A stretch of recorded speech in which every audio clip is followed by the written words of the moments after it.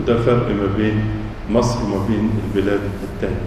كل بلاد العالم دخل فيها المسيحية، لكن مصر زيادة عن كده دخلها المسيح وعاش فيها 3 سنين 6 شهور و10 أيام.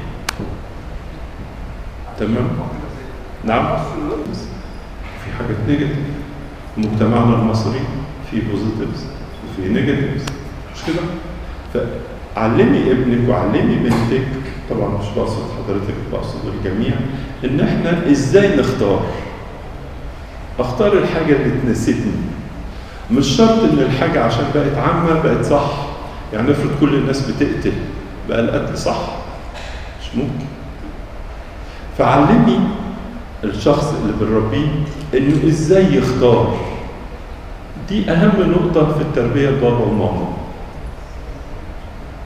ازاي يختار وازاي يرمي الحاجة اللي هي ما تناسبنيش. ما تناسبنيش بكوني قبطي، كوني ابن ربنا، كوني خادم في الكنيسة، منتمي للكيان ده. ما يتناسبنيش، ما يتناسبش مع تاريخي، مع تقاليدي الكنسية بتاعتي.